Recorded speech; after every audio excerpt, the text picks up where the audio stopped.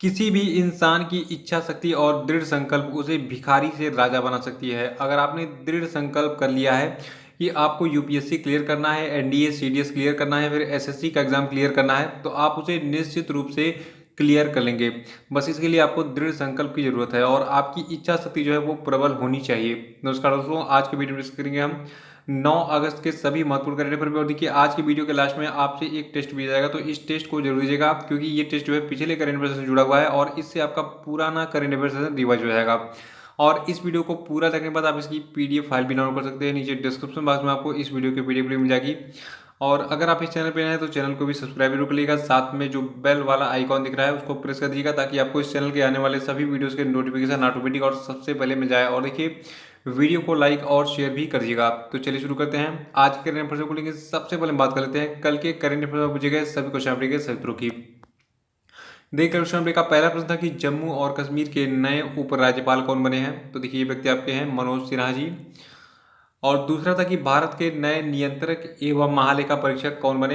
तो देखिए, इनका नाम है गिरीश चंद्र मुर्मू। और नियंत्रक एवं महालेखा परीक्षक की जितनी भी शक्तियां होती हैं और इससे संबंधित जितने भी अनुच्छेद होते हैं, ये मैंने आपको परसों की वीडियो में बताया था, तो परसों का वीडियो देख के उसको रिवाइज कर डालेगा क्योंकि नियंत्रक एवं महालेखा परीक्षक के बारे में बहुत सारे प्रश्न एग्जाम में पूछे जाते हैं और उनसे संबंधित सारे फैक्ट मैंने आपको बता दिए थे परसों के वीडियो में। और ये तीसरा प्रश्न था कि हर साल किस तिथि को हिरोशिमा डे मनाया जाता है। तो देखिए, हिरोशिमा डे को हम मनाते हैं हर साल 6 अगस्त को। चौथा था कि हाल ही में भारतीय प्रतिभूति एवं विनिमय बोर्ड के चेयरमैन अजय त्यागी के कार्यकाल को कितने महीनों तक के लिए बढ़ा दिया गया है। तो देखिए, अजय त्यागी का जो कार्यकाल है ये 18 महीने के लिए बढ़ा दिया गया है।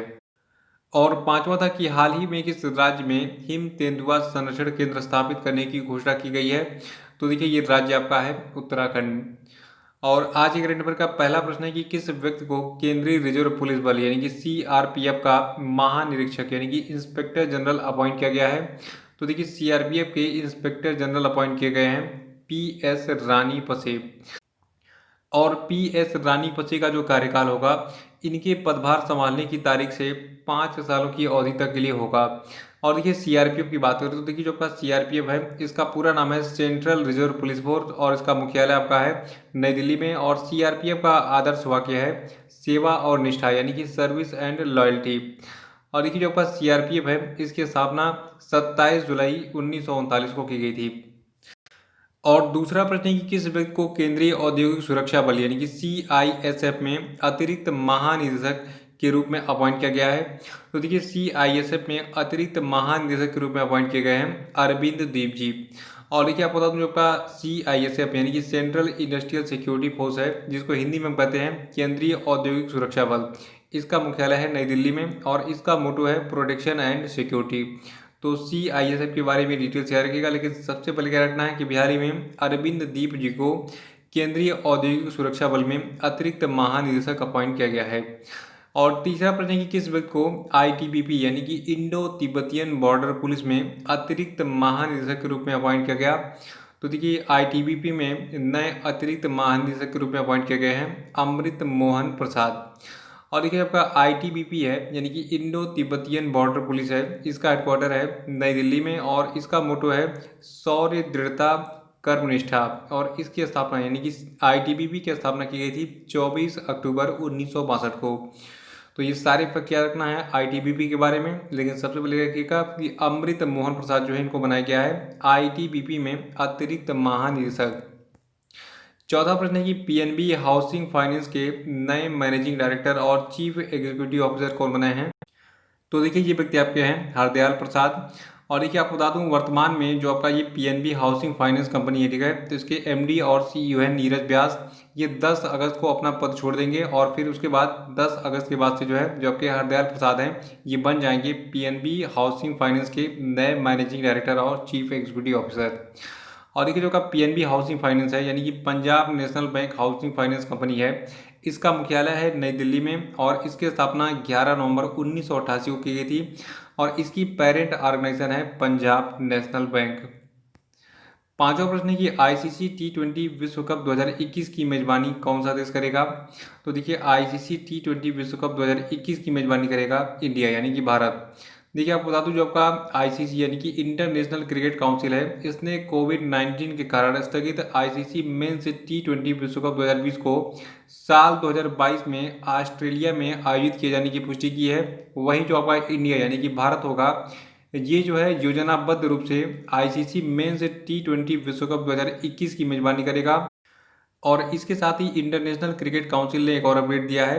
देखिए इसने कहा है कि जो आपका आईसीसी का महिला क्रिकेट विश्व कप 2021 था, ठीक है, तो उसको स्थगित कर दिया जाता है और इसको साल 2022 में फरवरी मार्च तक जो है न्यूजीलैंड में आयोजित किया जाएगा, ठीक है। तो ये सारे अपडेट नोट कर लीजिए। देखिए खेलों के आयोजन स्थल के बारे में बहुत बार एग्जाम में पूछा गया है और लगभग हर एग्जाम में 1 से 2 प्रश्न जो है पूछ लिया जाता है। तो यहाँ पे हम बात कर रहे हैं आईसीसी टी20 विश्व कप 2021 की। इसका मेजबान कौन है? भारत यानी कि इंडिया है। और बाकी और सारे आयोजन जो है ये मैंने आपको बता दिया डिटेल में, इनको भी नोट कर लीजिएगा, ये भी एग्जाम में पूछे जाएंगे। छठा प्रश्न है कि भारत छोड़ो आंदोलन यानी कि क्विट इंडिया मूवमेंट की 78वीं वर्षगांठ किस तिथि को मनाई गई? तो देखिए ये तिथि यानी कि डेट आपका है 8 अगस्त, ठीक है। 8 अगस्त 2020 को हमने मनाया है भारत छोड़ो आंदोलन का 78वां वर्षगांठ। देखिए जो आपके महात्मा गांधी जी थे, इन्होंने 8 अगस्त 1942 को ब्रिटिश शासन को समाप्त करने अर्थात अंग्रेजों को देश से भगाने का आह्वान और मुंबई में अखिल भारतीय कांग्रेस समिति के सत्र के दौरान भारत छोड़ो आंदोलन यानी कि अगस्त क्रांति भी इसको कहते हैं, ठीक है, तो भारत छोड़ो आंदोलन की शुरुआत की थी। देखिए एग्जाम में एक प्रश्न बहुत बार पूछा गया है कि निम्नलिखित में से किस आंदोलन को अगस्त क्रांति के नाम से जाना जाता है? तो जो आपका भारत छोड़ो आंदोलन है, इसको अगस्त क्रांति के नाम से जाना जाता है, ठीक है, क्योंकि इसकी शुरुआत कब हुई थी? 8 अगस्त 1942 को। देखिए जो आपके महात्मा गांधी थे, इन्होंने क्रिप्स मिशन की विफलता के बाद मुंबई के गोवालिया टैंक मैदान में जो है अपने भारत छोड़ो भाषण में जो है एक नारा दिया था, जो कि बहुत ही फेमस हुआ था। देखिए इस भारत छोड़ो आंदोलन के दौरान जो भाषण दिया था इन्होंने, उसमें इन्होंने करो या मरो का नारा दिया था। तो ये प्रश्न एग्जाम में बहुत बार पूछा गया है कि करो या मरो का नारा किसने दिया था?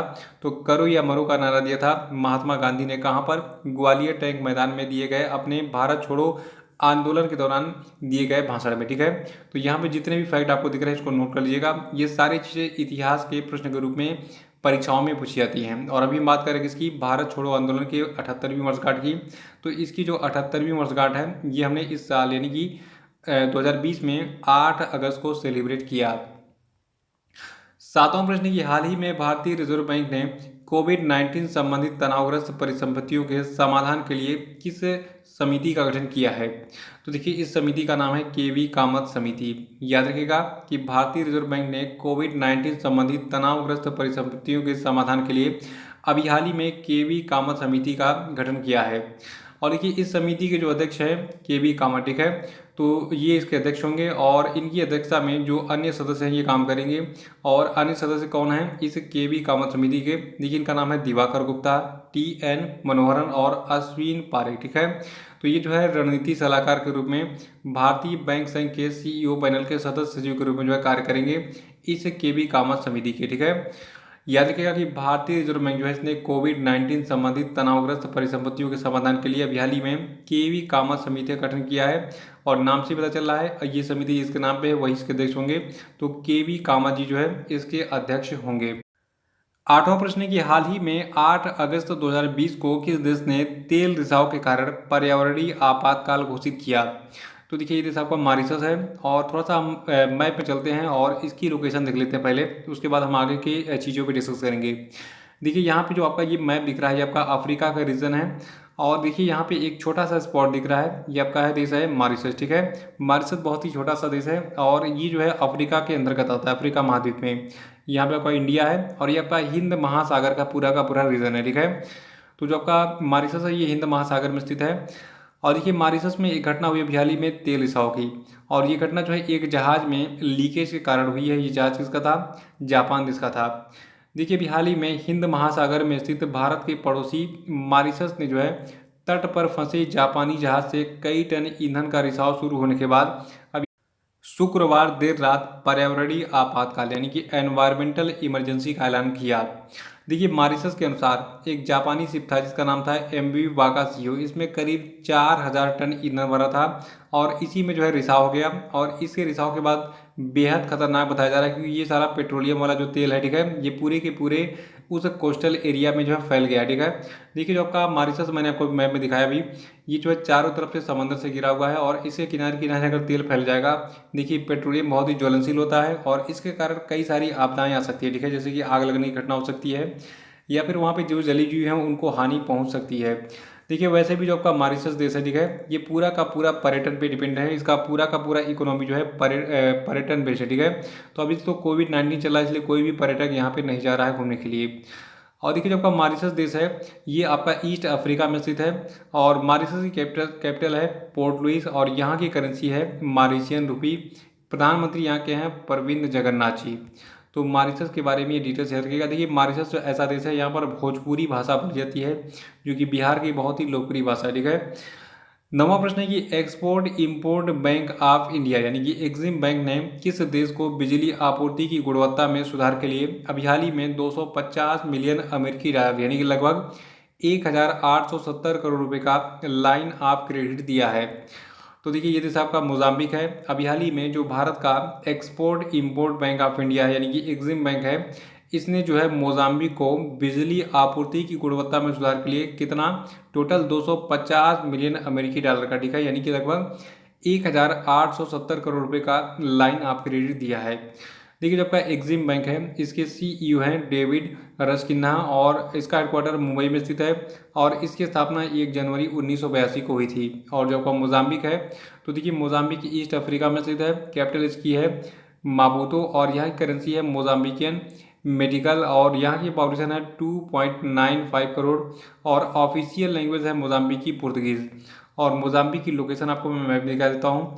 देखिए ये आपका पूरा का पूरा एक पार्ट दिख रहा है अफ्रीका रीजन का और एशिया रीजन का, तो एशिया से हमें कोई मतलब नहीं है, हम बात कर रहे हैं अफ्रीका महाद्वीप की। देखिए यहाँ पे आपको एक स्पॉट दिख रहा है नारंगी कलर का, ठीक है, तो ये स्पॉट है आपका मोजाम्बिक और इसको अगर आप जूम करेंगे तो आपको ये पीला वाला मैप दिखेगा मोजाम्बिक का। ठीक है, तो मोजाम्बिक जो है देखिए यहाँ पे अपनी सीमाएं बनाता हुआ दिख रहा है तंजानिया के साथ, मलावी के साथ, जाम्बिया के साथ, जिम्बाब्वे के साथ, साउथ अफ्रीका के साथ और यहाँ पे देखिए एक छोटा सा देश दिख रहा है आपको, ठीक है, स्वाजीलैंड। ठीक है, तो इन सभी के साथ मोजाम्बिक अपनी सीमाएं शेयर करता है। और 10वां प्रश्न है कि 31 जुलाई 2020 को समाप्त हुए सप्ताह के दौरान भारत का विदेशी मुद्रा भंडार 11.983 बिलियन डॉलर की वृद्धि के साथ कितना हो गया। तो देखिए 31 जुलाई 2020 को समाप्त हुए सप्ताह के दौरान जो भारत का विदेशी मुद्रा भंडार है, ये 11.938 बिलियन डॉलर की वृद्धि के साथ जो है टोटल 534.568 अरब डॉलर पहुंच गया। देखिए विश्व में सर्वाधिक विदेशी मुद्रा भंडार वाले देशों की सूची में भारत 5वें स्थान पर है और वर्तमान में जो आपका चीन है, ये दुनिया का सबसे बड़ा विदेशी मुद्रा भंडार वाला देश है।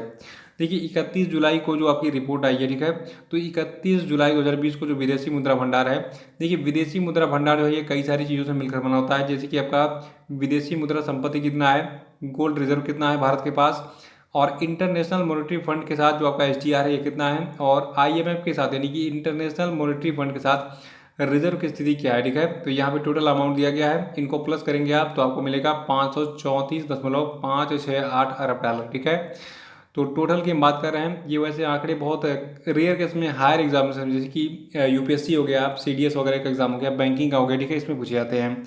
बाकी नॉर्मली एग्जाम में बस यही पूछा जाएगा कि किस स्थिति को जो है जो आपका विदेशी मुद्रा भंडार है ये कितना रहा। तो हमें 31 जुलाई 2020 की बात कर रहे हैं, जो हमारे पास लेटेस्ट डाटा है, तो 31 जुलाई 2020 को समाप्त हुए सप्ताह के दौरान भारत का विदेशी मुद्रा भंडार 534.568 अरब डॉलर रहा। इसको नोट करिएगा। तो ये थे आपके आज के सभी महत्वपूर्ण करंट अफेयर और अब हम बात कर लेते हैं आज के सभी क्वेश्चन पे। देखिए आज के क्वेश्चन का पहला प्रश्न है कि यूपीएससी के नए अध्यक्ष कौन बने हैं, इनका नाम बताइए। और इस प्रश्न का उत्तर जानने के लिए कल का वीडियो देख लीजिएगा, क्योंकि ये प्रश्न गारंटीड है, 500% गारंटी है इसकी कि ये प्रश्न एग्जाम में निश्चित रूप से पूछा जाएगा। दूसरा प्रश्न है कि हाल ही में स्पोर्ट प्लेटफॉर्म WTF स्पोर्ट्स ने किसे या फिर किन्हें अपना ब्रांड एम्बेसडर बनाया है, नाम बताइए इनका। और तीसरा है कि हाल ही में किस देश की संसद ने सरकारी उपकरणों पर चीनी स्वामित्व वाले वीडियो शेयरिंग ऐप टिकटॉक पर बैन लगाने का एक विधेयक पास किया है, आंसर बताइए।